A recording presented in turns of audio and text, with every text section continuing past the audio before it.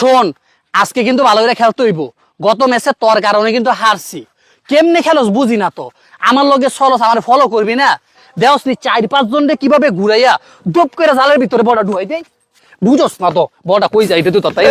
সাফাবাজিতে করে বল রে এত রাখতারা না, হেবাটাতে খেলা শিখতাম। কিরে তুই আমার কিছু কইলি? না না ভাই, কি কমু, কিছু কই নেই। চল খেলতে যাই। কিরে বোরহান এবার কল দেয় কি জন্যে? আচ্ছা দইরা দেখেন না কি কয়। কিরে বোরহান কি খবর? তোরা কই রে? আমার আব্বা তো মারা গেছে। ইন্না লিল্লাহ।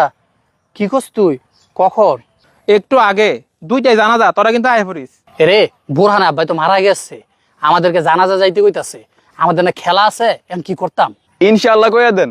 আচ্ছা ঠিক আছে, আচ্ছা ঠিক আছে ইনশাল্লাহ। কি রে ইনশাল্লাহ কইতি কইলি কে রে? আরে ইনশাআল্লাহ মানে কি, আল্লাহ চাইলে আমরা যামু, নাইলে যাইতাম না। ও তোর মাথা দিয়ে ভালোই বুদ্ধি আছে। আচ্ছা চল এখন খেলায় যাই। ভাই এই বয়সে বাইরে হারাই যাইলাম, কেমনে চলমু? কি রে তোরা কইতে আইছত? আর দোস্ত আমগো একটা খেলা ছিল, খেলাত গেছিলাম গা। তোরা আমার আব্বার জানাজায় আস নাই? আমাদের খেলাটা গুরুত্বপূর্ণ ছিল, 1 সপ্তাহ আগে আমরা ডেট দিয়ে রাখছি, এজন্য গেছি গা। জানাজা না দিলে কি হয়েছে? তোদের মতো খারাপ বন্ধু আমি কখনো দেখি নাই। আমার জীবনে একটা গুরুত্বপূর্ণ সময় তোরা আসস নাই। আরে দোস্ত তুইও খারাপ আমরাও খারাপ, সমান সমান, এত রাগারাগির কি আছে? খারাপ মানে আমি কি তোদের মতো? তোরা ডাক দিলে আমি আসি না? তুই আমাদের বন্ধু মানুষ, একদিন ডাক সত আসছি না, এজন্য আমরা খারাপ হয়ে গেছি।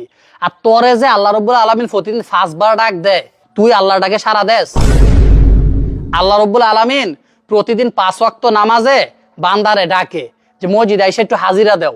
তুমি যে আল্লাহর বান্দা এই প্রমাণটা একটু দেও, কিন্তু কোনোদিন 1 ওয়াক্ত নামাজ পড়তে যাস না। আরে আমরা তো বন্ধু বান্ধবের ডাকে সাড়া দেই নাই, আর তোরে যে আল্লাহ সৃষ্টি করছে তুই তার ডাকে সাড়া দেস না, তাহলে তুই কেমন খারাপ?